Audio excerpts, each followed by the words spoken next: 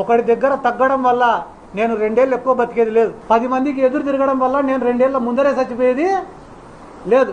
దేవుడు ఎన్ని రోజులు రాసింటే అన్ని రోజులే బతుకుతా. చిన్నప్పుడే నేను నేర్చుకునే ఒక మాట ఏందిరా అంటే, బలవంతుడి పక్క నిలబడితే నీ జీవితం సుఖంగా ఉంటుందంట, సంతోషంగా ఉంటుందంట, ఎటువంటి ఇబ్బందులు ఉండవంట, జీవితం సాఫీగా గడిచిపోతుందంట బలవంతుడి పక్క నిలబడితే. కానీ ఈ సమాజం నిన్ను గుర్తించదంట. అదే బలహీనుడి పక్క నిలబడితే కష్టాలుంటాయి, అవమానాలుంటాయి, బాధలుంటాయి, ఇబ్బందులుంటాయి. కానీ ఈ సమాజం ఏదో ఒక రోజు నువ్వు చచ్చిపోయే లోపల నిన్ను హీరోగా గుర్తిస్తారు. కష్టమో నష్టమో పోరాడడానికే సిద్ధపడినా నేను.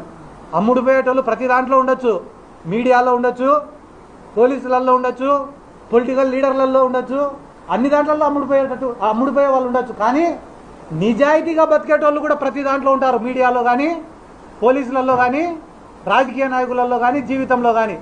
నేను ఏ కేటగిరీలోకి వస్తానో కూడా తొందరలో మీకే చెప్తా. మా కాడ 100 కోట్ల ఆస్తులు ఉన్నాయనంటున్నారు వాళ్ళు. నా కాడ ఏంది లేదు, 1 రూపాయి లేదు. నాకు ఉండేదంతా ఒకటే, జగన్మోహన్ రెడ్డి ఒక్కడే ఉన్నాడు. మళ్ళా చెప్తాను, ఎవరున్నారు?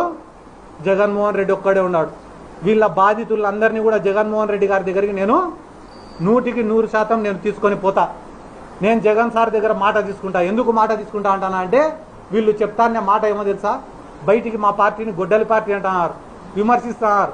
కానీ లోపల మా పార్టీకి సంబంధించిన మాజీ ఎమ్మెల్యేలతో, మాజీ మంత్రులతో, టీటీడీకి సంబంధించిన వాళ్ళతో ప్రతి ఒక్కరితో వీళ్ళు కాంటాక్ట్లో ఉన్నారు. కాంటాక్ట్లో ఉండి వీళ్ళు ఏం చెప్తున్నారు, రేపు వైసీపీ వచ్చినా కూడా మా ఫ్యాక్టరీలకు కానీ, మా ఆస్తులకు కానీ, మా అవినీతికి కానీ ఎటువంటి ఇబ్బంది ఉండదని చెప్పి వాళ్ళు కాలర్ ఎగరేసుకొని చెప్తానంటే దానికి కారణం మా దాంట్లో కూడా కొంతమంది వాళ్ళతో టచ్లో ఉండారు కాబట్టి నేను ఎవరితో మాట్లాడను, డైరెక్ట్ పోయి జగన్మోహన్ రెడ్డి గారితో మాట్లాడతా. ఆయన కాడనే విషయం తెలుసుకుంటా. ఆయన చెప్పిన తర్వాతనే ఇక్కడున్న బాధితుల్ని తీసుకొని పోతా.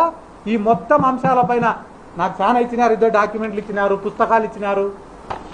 ఆల్కలీస్ ఫ్యాక్టరీ పైన మాట్లాడన్నారు, ఈడ ఉన్న చైతన్య కాలేజీల పైన మాట్లాడమన్నారు, గోశాల భూములలో ఉండే ఖజానా జ్యువెలర్స్ గురించి మాట్లాడమన్నారు, వక్ఫ్ బోర్డు భూముల గురించి మాట్లాడమన్నారు, తుంగభద్ర నీళ్ళని ఎట్ట తీసుకుపోతారో మాట్లాడమన్నారు, ఆల్కలీస్ నుంచి వచ్చే వ్యర్థాలను ఏ రకంగా తుంగభద్ర కలుషితం అవుతుందో మాట్లాడమన్నారు, పొలాలు ఎందుకు పండడం లేదో మాట్లాడమని చెప్పినారు. అదే రకంగా అక్కడ ఉన్న పశువులు ఏ రకంగా చచ్చిపోతానేమో మాట్లాడమని చెప్పినారు. అన్న వాళ్ళ మాఫియా సిద్ధార్థ రెడ్డి క్రిమినల్ అని మాట్లాడుతున్నారు కదా, నేను కనిపించే క్రిమినల్ అయితే వీళ్ళు కనపడని క్రిమినల్ అని చెప్పన్నా వాళ్ళ గురించి అని నాకు కొన్ని 100 మంది ఫోన్లు చేసి మాట్లాడమని చెప్తున్నారు. కానీ వాళ్ళేం ఆలోచిస్తున్నారు తెలుసా, రోజుకు 20 మందితో సిద్ధార్థ రెడ్డి గారిని తిట్టిస్తే నేను షెడ్డోడ్ని వాళ్ళు మంచోళ్ళు అవుతారని అనుకుంటున్నారు. ఇది ఏ జనరేషన్ అన్న?